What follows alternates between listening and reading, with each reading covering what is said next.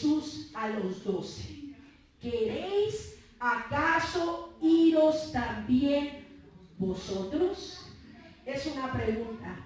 ¿Queréis acaso iros también?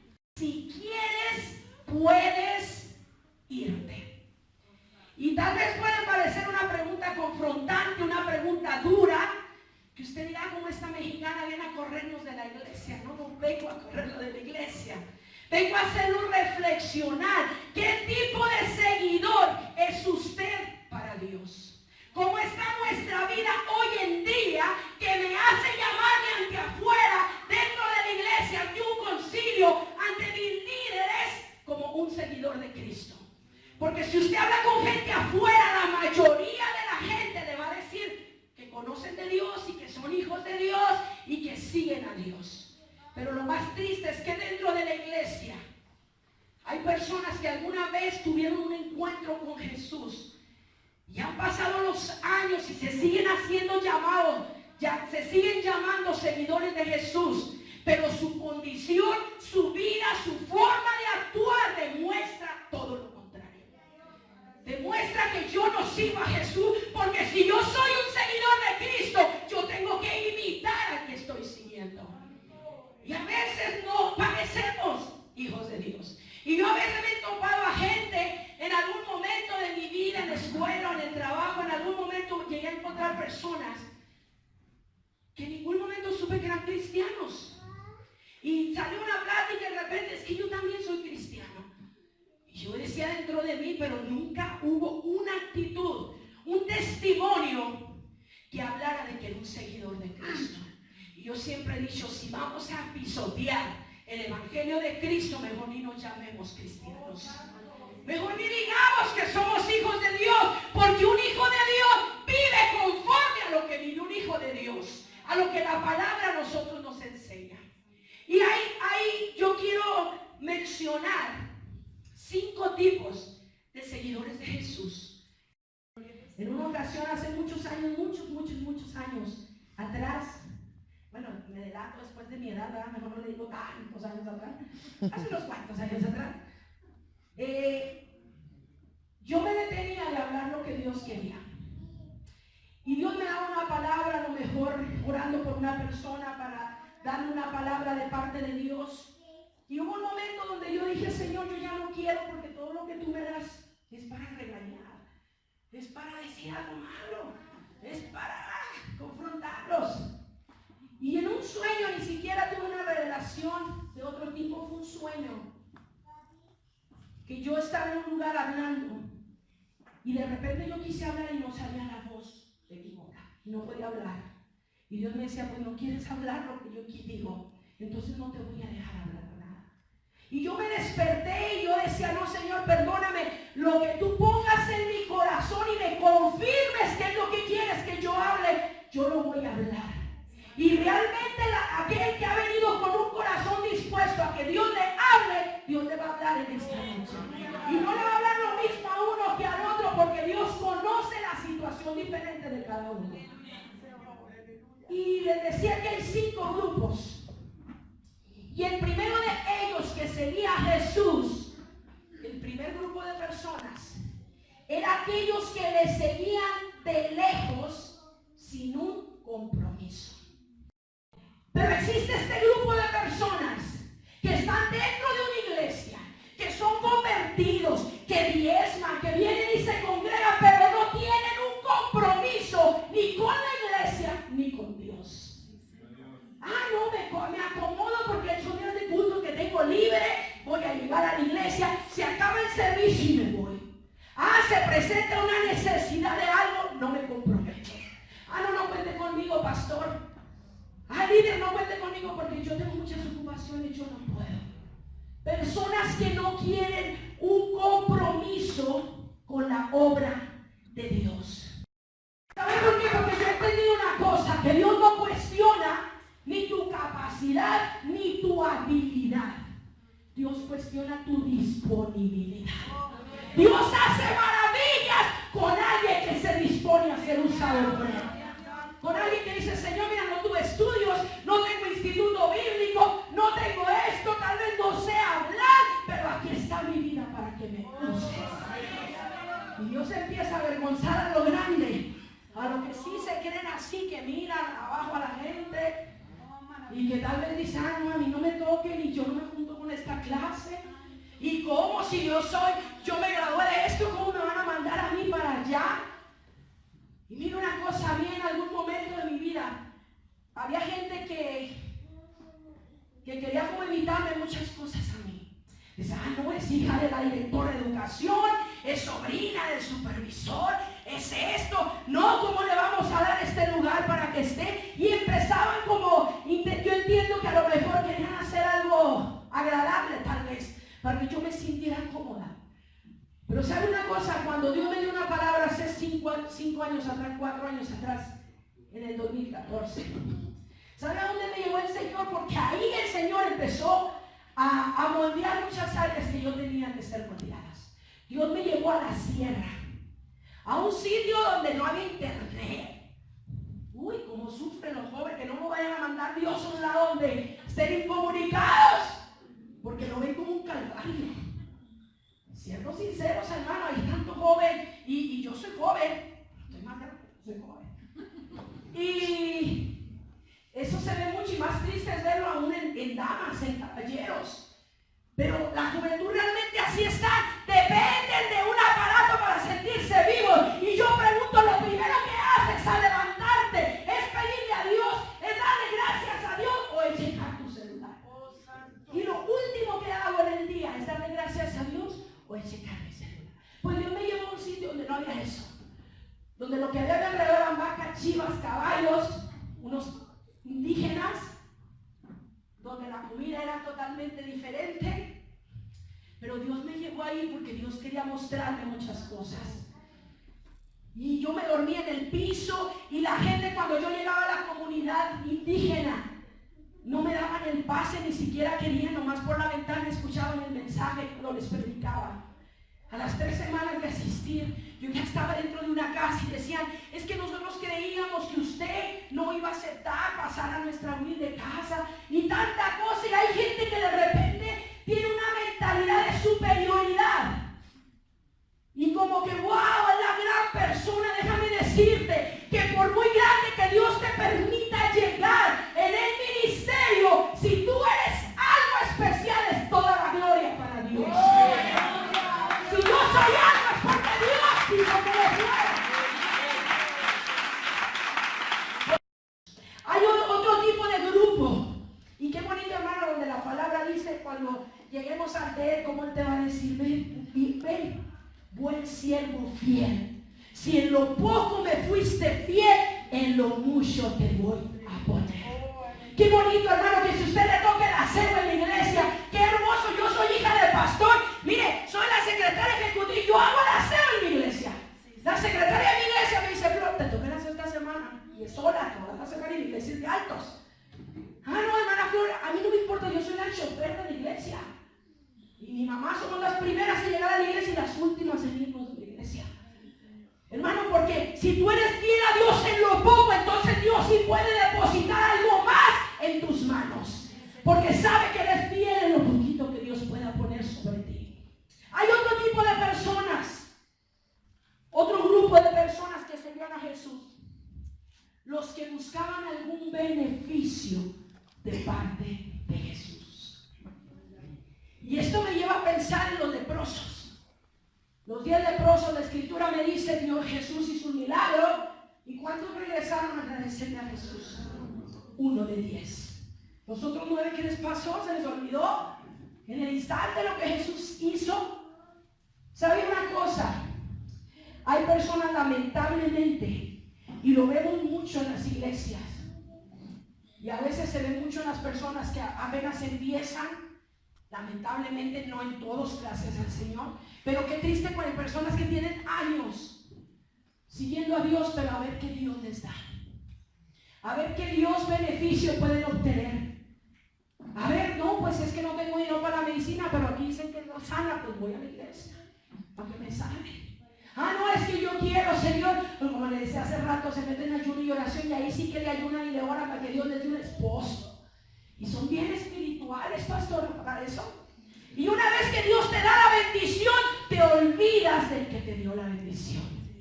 ¿Sabe qué es el problema en muchos de nosotros? Que cuando tú le estás pidiendo tanto algo a Dios, Dios te conoce también que si no te lo da es por algo, porque sabe que si te lo da en ese momento te puedes enamorar de la bendición y olvidas al dador de la bendición. ¡Qué triste! ¡Qué triste que en algún momento nosotros recibamos el favor de Dios! Con más razón tengo que servirle porque soy agradecido con Dios. Porque mi vida depende de Dios. Qué triste es ser del grupo de personas que solamente busco un favor de parte de Dios. Y esa es mi motivación para llegar a la casa de Dios. Serían sin compromiso aquellos que buscaban un beneficio, pero había otros que eran los que le seguían para matarle. Ay, hermana, que ese es el punto. Aquí no vemos asesinos. No, yo sé que igual no sé. Pero usted no se da la alegría, hermano. Pero los fariseos eran conocedores de la palabra. Y donde andaba Jesús, ahí andaban metidos. Y no andaban porque le creyeran. No andaban porque estuvieran, wow, si es cierto, vamos a ayudarlo, vamos a apoyar a Jesús, somos del mismo grupo. No, andaban porque estaban buscando cualquier razón para acusarlo y poderlo matar. Y ahora voy a la vida real. Bueno, eso es real del pasado. Ahora voy a la actualidad.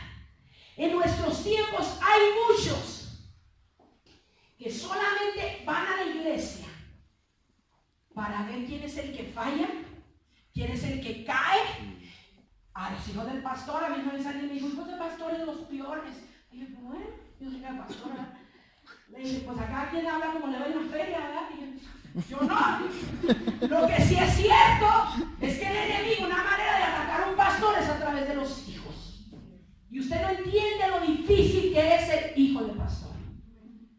Porque de repente no, te tienes que abstener de cosas que a lo mejor no son pecado, pero te dicen, no es esto.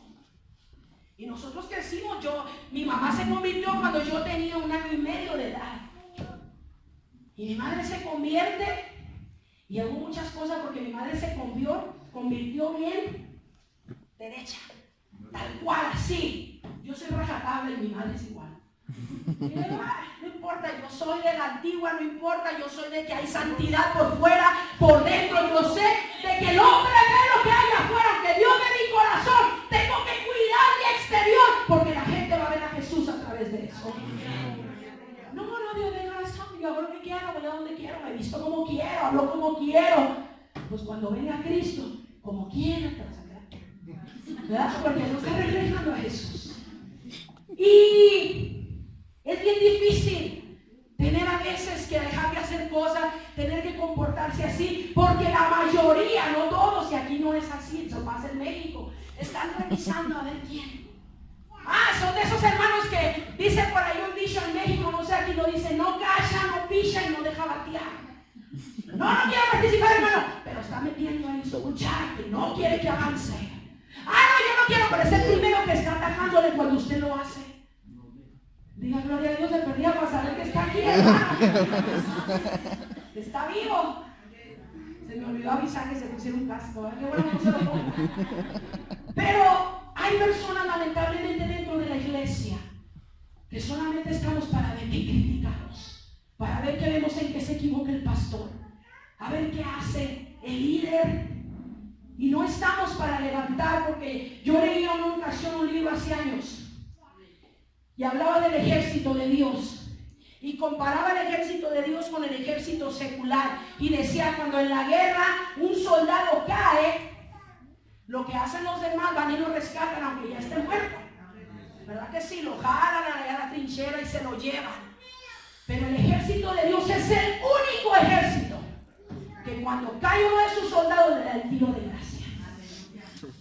Eso es verdad. Cuando alguien falla ya estamos señalándolo. ¿Y eso que era líder? ¿Y eso que era esto? ¿Y quién te dijo? Es humano. Y el enemigo también cae. Yo no lo estoy justificando a nadie que falla, pero gracias a Dios hay misericordia y segundas oportunidades en Dios.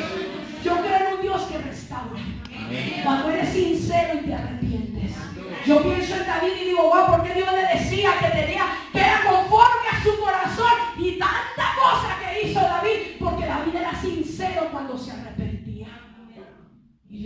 Señor, de verdad yo fallé.